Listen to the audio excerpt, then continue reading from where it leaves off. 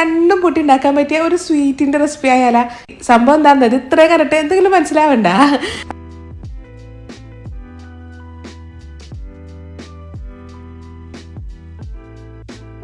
ഇത് ഉണ്ടാക്കാൻ വേണ്ടിയിട്ട് ആദ്യം തന്നെ ഒരു കപ്പ് പാല്, അതിൻ്റെ അകത്തേക്ക് ഒരു ചെറിയ കഷ്ണം പട്ടയും 3 ഏലക്കൻ്റെ കുരുവാട്ട ചതച്ചത്, പിന്നെ 1 ടേബിൾ സ്പൂൺ നിറച്ച് വേണ്ട, അതിൽ താഴെയായിട്ട് നമുക്ക് പഞ്ചസാരയോടെ ചേർത്തിട്ട് നന്നായി മിക്സ് ചെയ്തിട്ടേ ഈ ഒരു കപ്പ് പാല് ഒരു 1/4 കപ്പ് ആവണ വരെ നല്ലോണം നമ്മൾ കുറുക്കി എടുക്കണം കേട്ടാ. ഇനി ഇതിന് ചൂടുണ്ടല്ലോ നന്നായിട്ട് അങ്ങോട്ട് ആറിയതിന് ശേഷം ഇതൊന്നും അങ്ങോട്ട് അരിച്ചു കൊടുക്കണം കേട്ടാ. ഇനി നമുക്ക് 2 സ്ലൈസ് ബ്രെഡ് എടുത്തിട്ട് അതിൻ്റെ ആ ഒരു ചുറ്റുഭാഗം അത് മുഴുവൻ അങ്ങോട്ട് കട്ട് ചെയ്ത് കളയുക. എന്നിട്ട് ഇതിൻ്റെ അകത്തേക്ക് നമ്മളുടെ ആ ഒരു പാല് ഒഴിച്ചിട്ട് നന്നായിട്ട് സോക്ക് ചെയ്ത് വെക്കണം. കൂടിപ്പോയാലും ഒരു 3-4-5 മിനിറ്റ്, അതിൽ കൂടുതലൊന്നും വേണ്ടിട്ടാ.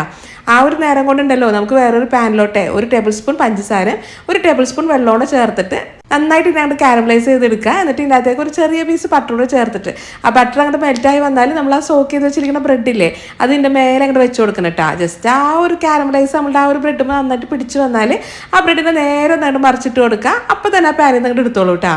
നമ്മളുടെ ഈ ഒരു ബ്രെഡ് സ്വീറ്റ് ഉണ്ടല്ലോ കഴിക്കുന്നതിന് മുന്നേ അങ്ങനെ ഒരുപാട് തണുപ്പിച്ചെടുക്കേണ്ട കാര്യമൊന്നുമില്ല. എങ്കിൽ പിന്നെ വലിയ ചൂടുണ്ടാവില്ല എന്ന് ഇത് കഴിക്കാൻ നേരത്ത്. ഇനി സെർവ് ചെയ്യുന്ന സമയത്തുണ്ടല്ലോ അതിൻ്റെ മേലെ നമുക്ക് കുറച്ച് ഐസ്ക്രീമും പിന്നെ നട്ട്സൊക്കെ ഉണ്ടെങ്കിൽ ചെറുതാക്കി കട്ട് ചെയ്ത് അതൊക്കെ ഇട്ട് കൊടുക്കുക. ഞാൻ ഈത്തപ്പഴം ഇട്ടാ ചെറുതാക്കി കട്ട് ചെയ്തിട്ട് കൊടുത്തിരിക്കുന്നത്. ഇനി എന്താ കൂടെ അങ്ങോട്ട് കഴിച്ചാൽ പോരെ. ബ്രെഡ് പുഡിങ്ങോ അല്ലെങ്കിൽ ബ്രെഡ് സ്വീറ്റോ എങ്ങനെ വേണമെങ്കിലും പറയാം.